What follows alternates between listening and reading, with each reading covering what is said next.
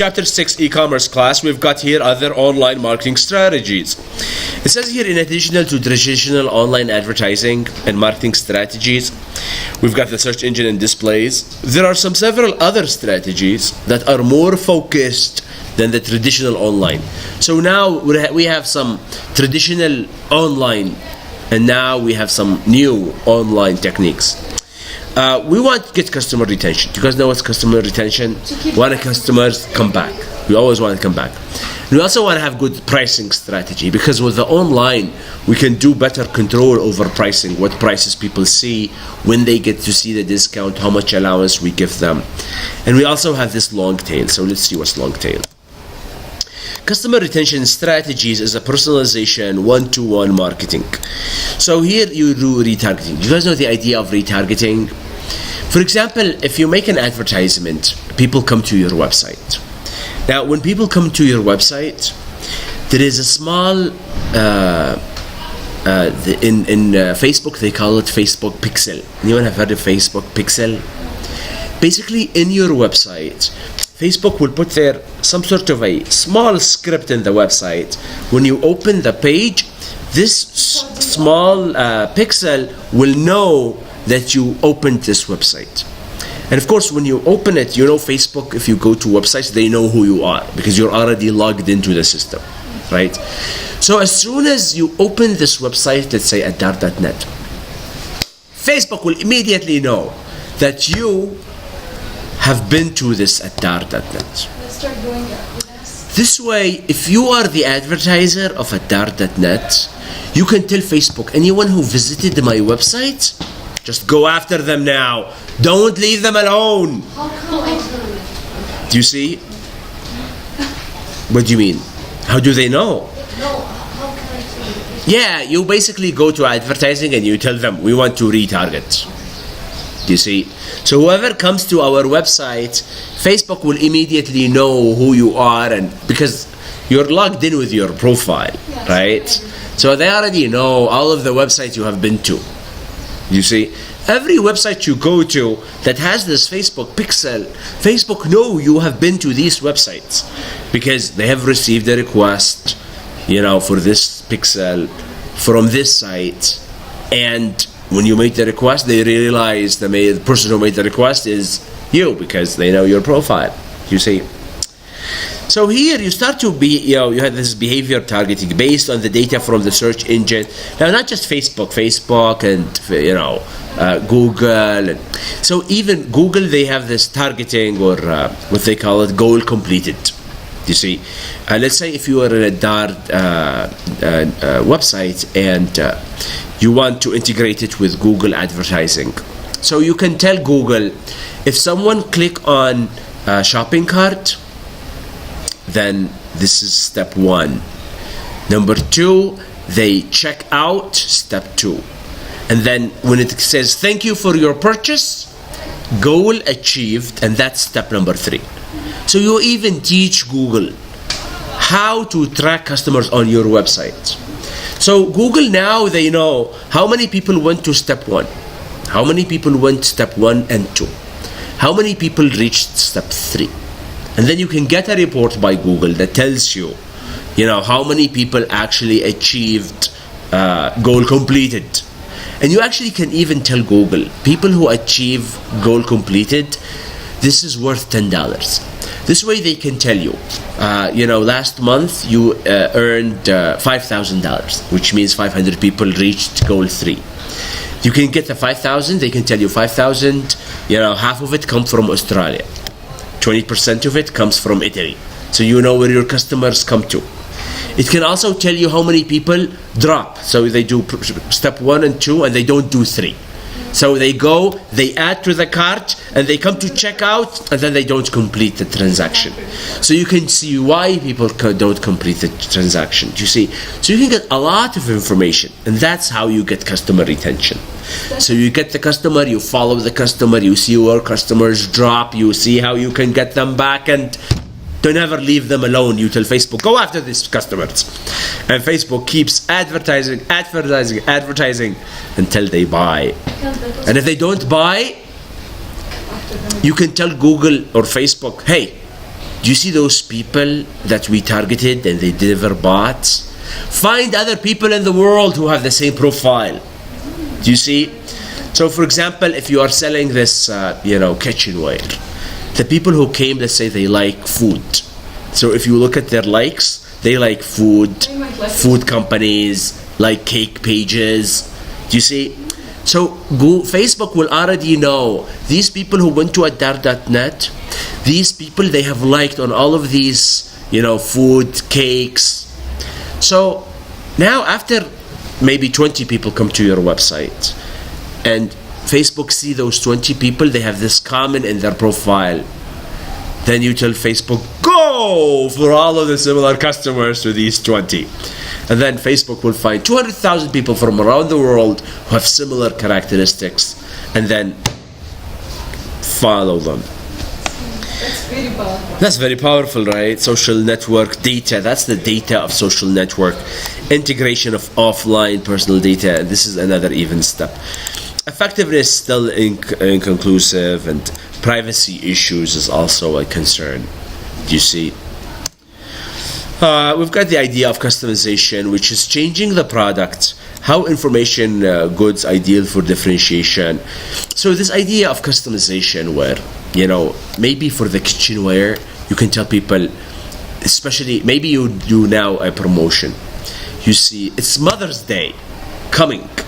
Do you want to give your mom a nice, plate that has your mom name on it? How great is this? So basically you go to Facebook and you make this application or online where it will show you the picture of the plate with your mom name. Do you see? But of course you need to work with your dad and see if you can actually do that. But there's like small machine that engrave. Did you see the gold places? They give you like a necklace, gold with your name. They engrave it on gold. Yes. So maybe they can engrave it on steel. Okay? So now you do this online, it becomes very powerful. Do you see? Especially because people can share it or, to see what I gave my mom. And then you share it. And then if 200 people share, then I don't know what happens. It's a good idea for the Mother's Day. Yeah, for Mother's Day, right? You give your mom like a plate or maybe a set, 12 pieces, like big, small. Do you think moms will love this? Yes, they do they love this? Oh, okay. They like kitchen. Yeah, I don't know. My daughter's mom says, no kitchen stuff. Let's see, customer co-production. Customers help create. So here the idea is that the customer themselves, they can go online, they can write what they want, they can choose what set, they can do the customization by themselves and then say order. And then you receive the order and you do it as the customer wants. You also can do customer service, frequent asked questions, real-time customer chat systems. Anyone use real-time customer chat systems? Anyone, for example, just yesterday we had this project with the Tadaman Bank, and if you go to a Tadaman page on Facebook, they tell you this page is very responsive. If you ask them a question, they will answer in the next few minutes. Do you see? So here, are you willing to ask them a question if you have? Yes, since I'm gonna get the response. Yeah, you will get response in a few minutes. Automated response system. Sometimes, you remember those, you send an SMS to 111 and then they immediately respond to you. And is there a human being behind answering? No. So basically there's like a search engine. If you write there, chicken, they will search on the database, what is the best service for chicken, and they will respond to you, chicken prices, dial 111 to get the latest chicken prices. Do you see? If it's in the database. If it's not in the database, then maybe something else. If you want to get today's currencies, press, which is like the nearest thing they got. Pricing issues, integral part of marketing strategy, traditionally based on fixed cost, variable cost, demand curve. Do you guys know these from your economics classes maybe? Or you guys know price discrimination, where you sell products to different people and groups based on their willingness to pay. So you don't charge people the same price. You're willing to pay $100 for this nice silverware, pay $100. You're willing to pay $50, $50. But So I hear that you can't make it in within it because it's available for all people. well, sometimes now the thing about this online marketing is you have a database, and your database knows who is viewing the page. 'Cause you know You see, who you are so if the customers log into the website, you classify them high, middle, low, and then if someone from the high log in, the price that appears is $100. The middle, the price they see 70. The low, the price they see 45. Do you see? So depending on what customers comes in, do you guys know the idea of free and freemium can be used to build market awareness? Sometimes you provide free, but it's not really free. It's free, but for a period of time. They try it. Yeah. So this freemium idea is becoming where it's not free, but it's not premium. So they do this freemium. It's just a chance for you. You try it, you like it, and then sometimes it's free, but you need to get the added services that goes along with it. So freemium. So which one is within a trial, the premium or the free? Well, the idea of free and freemium is, it's different packaging. Sometimes it's free, sometimes it's trial, sometimes you get this free, but you need to get the additional. Do you see? So it's not free in terms of completely free, and it's also you have to pay along. And there's also the idea of free, where it's like available for people to use. And then after you use it, you need other services, so you make money from those other services. The idea of versioning, how you create multiple versions for your product, selling essentially the same product to different market segments at different prices.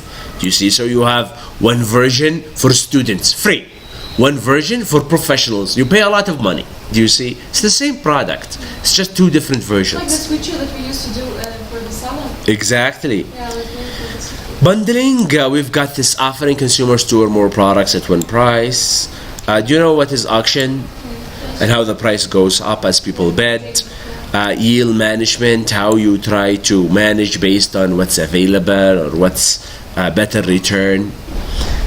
Flash marketing, do you guys know those flash? Like a special promotion for a small period, and you give people the special pricing. We've got this Longtail marketing. It says internet allows for sale of obscure products with little demand. Do you guys understand this? For example, remember those people who do handicraft, and it's something that is very weird, but on the internet you can sell it because there's a million people around the world. You just do good marketing, you can sell it. Do you see? You got this substantial revenue because there's a nearly zero inventory cost. So here you've got this little marketing cost, search recommendation engines. What I would like you to try to see if there is anything that you are passionate about that you can make, that you can just put it online and try to sell it and see how it will work. Do you see? Because the internet is so big and there's so many people around the world. You just need to do marketing. So make your product, make it available, make it on search engines, make it on a search engine optimization, and be in the locations that is.